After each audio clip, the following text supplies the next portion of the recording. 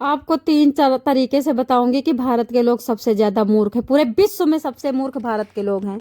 बिना कंडोम के ओयो में संबंध बनाते हैं, बॉयफ्रेंड और गर्लफ्रेंड, फिर प्रेग्नेंट होती हैं लड़कियां तो बच्ची को डस्टबिन में डालते हैं। नंबर एक, मूर्खता का परिचय।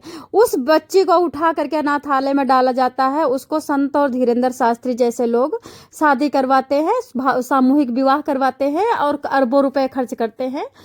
और उसके बाद उन्हीं धीरेन्द्र शास्त्री को मुंह पे इतनी गाली दी जाती है। नंबर दो, मूर्खता का परिचय।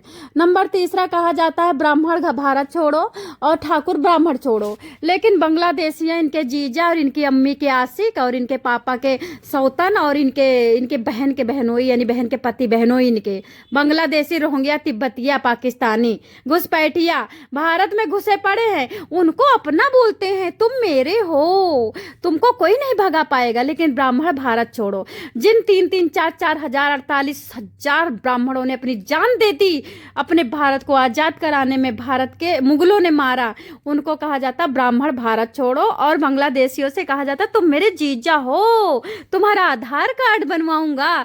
ये मूर्खता का तीसरा नंबर। नंबर चौथा, मुगल आता है, इनका पिछवाड़ा लाल करता है, इनके पिछवाड़े का मल निकाल करके इन्हीं की बहनों को खिलाता है।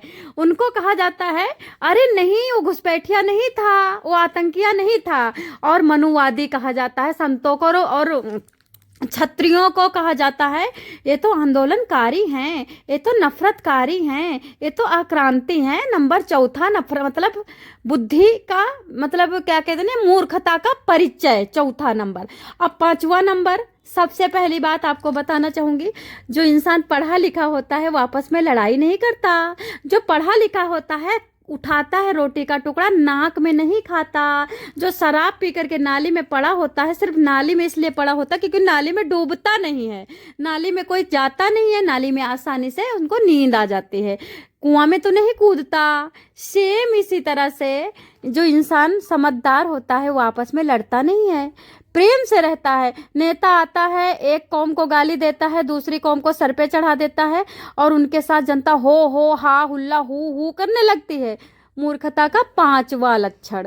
मैं पूछती हूँ तुमसे, तुमको कोई आता है गाली देता है, तुमको गंदा संदा बोलता है तो तुम उसको जवाब देते हो ना? तो नेता आकर के नफरत पैदा करवाता है तो तुम जवाब क्यों नहीं देते हो?